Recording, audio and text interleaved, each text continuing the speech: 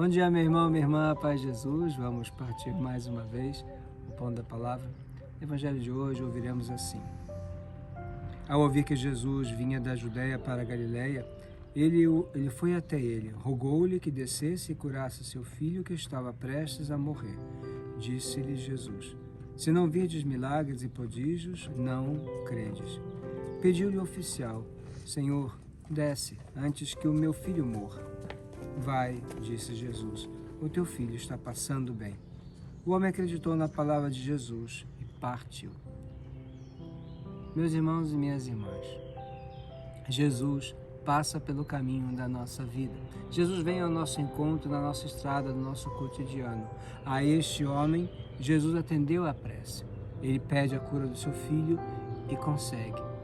Mas nós sabemos que muitas vezes nós não conseguimos, nós não alcançamos a graça que pedimos nas nossas orações.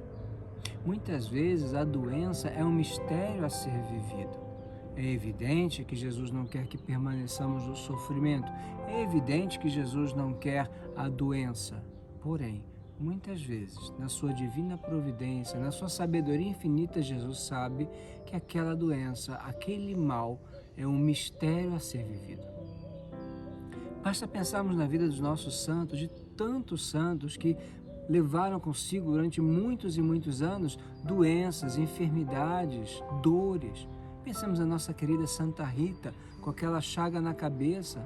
Não é que ela ficava feliz todo dia quando se levantava com uma chaga, uma ferida aberta que também fedia bastante e as irmãs evitavam estar na sua presença. Ela era excluída por causa daquela ferida, que fazia mal, que doía na sua cabeça. Pensemos no nosso querido Padre Pio, São Francisco, com as chagas de Cristo. Não é que fosse algo maravilhoso, doía.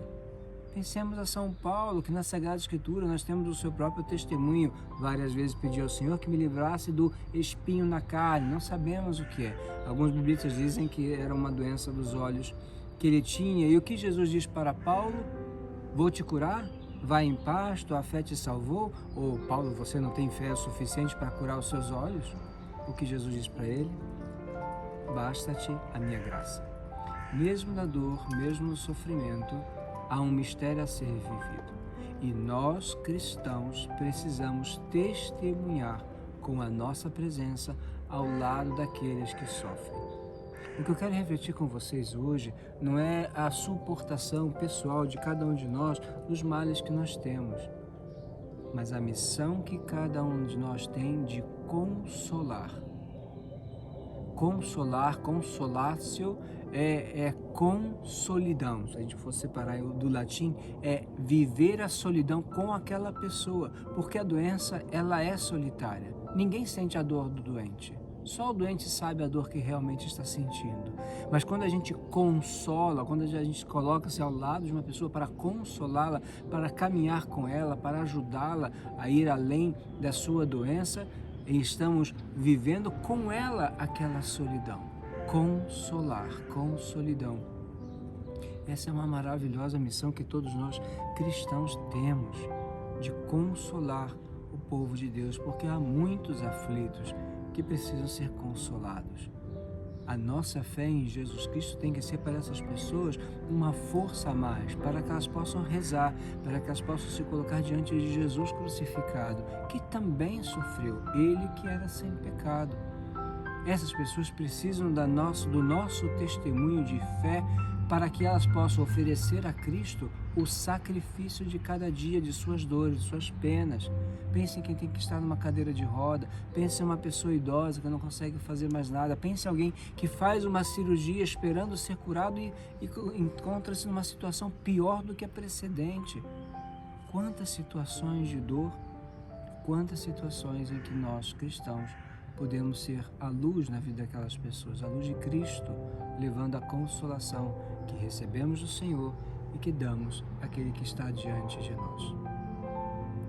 Dizendo isso, eu não estou dizendo que não devemos rezar pela cura dos enfermos, e para isso existe o sacramento da unção dos enfermos, para isso existem as orações que nós devemos fazer, mas nós devemos também ir além e entender que muitas vezes a doença é um caminho de salvação.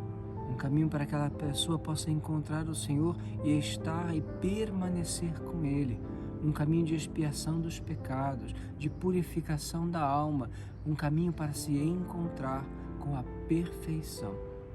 Peçamos que o Senhor nos ajude nessa quaresma a suportar com mais alegria, ou com, não alegria, mas com esperança, as nossas próprias dores e dificuldades, nossos pecados, nossos vícios, que a gente tenta mudar, e a gente consegue mudar por um pouco de tempo, depois a gente cai de novo.